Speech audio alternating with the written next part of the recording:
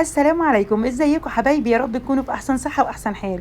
النهارده هنعمل سوا اكله من الاكلات اللي كلنا بنحبها، وريحه الشوي فيها بتخلي البيت كله يتفتح نفسه على الاكل. هنعمل كفته الحاتي على اصولها، وهنعمل معاها رز بسمتي مفلفل طعمه يجنن. تابعوني خطوه بخطوه علشان نعمل اكله تبيض وشك كده في العزائم، وكمان اكنك قاعده في افخم المطاعم.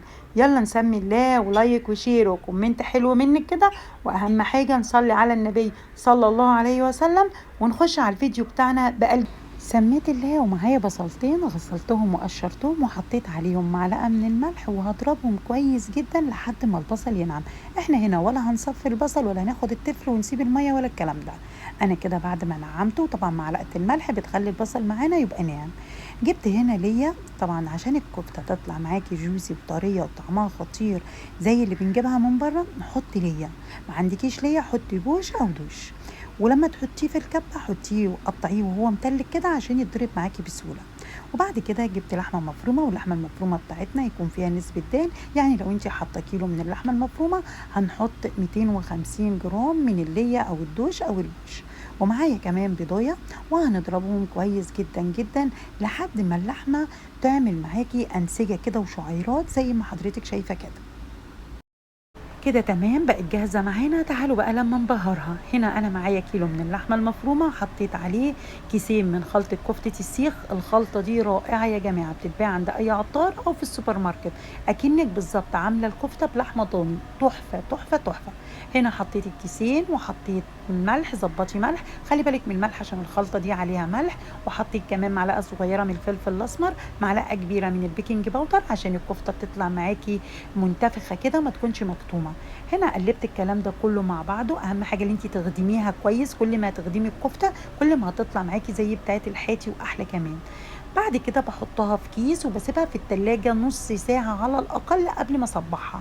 هتتصبع معاكي بسهولة ومش هتقع من على السيخ ولا أي حاجة، وتطلع خطيرة.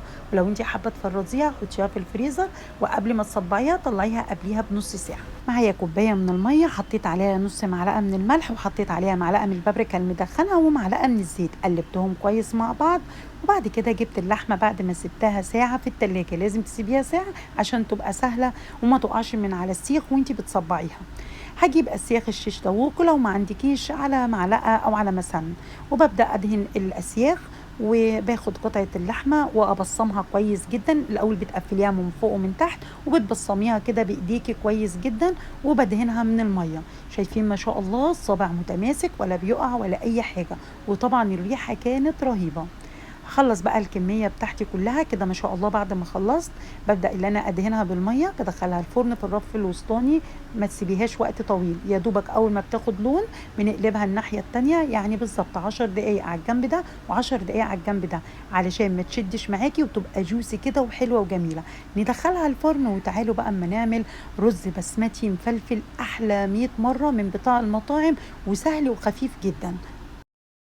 حطي كسرولة على النار ومعلقتين من الزيت ومكعب من الزبدة، وغسلت كوبايتين من الرز سبتهم منقوعين لمدة نص ساعة. صفتهم ونزلت بيهم بشوحهم مع بعض كده لمدة دقيقتين.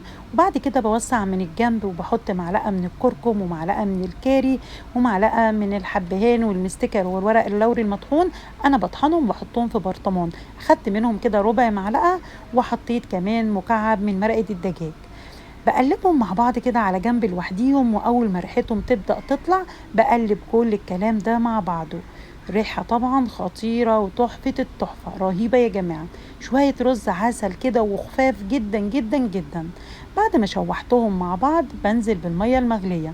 طبعا الرز البسمتي كوباية الرز بتاخد كوبايتين من المية.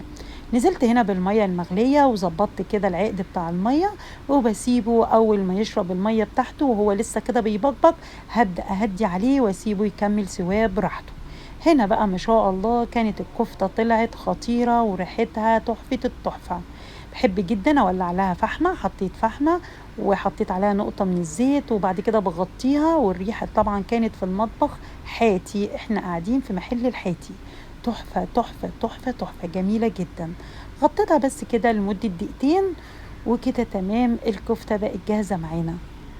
تعالوا بقى نقدمها، ولازم نقدمها بشكل حلو زي اللي بناكله في المطاعم. معايا بقدونس مقطعاه وغسلاه، حطيته كده في الطبق، وبعد كده بدأت اللي انا ارص صوابع الكفتة. طبعا حكاية تحفة. شايفين صابع الكفتة عامل ازاي؟ تحفة.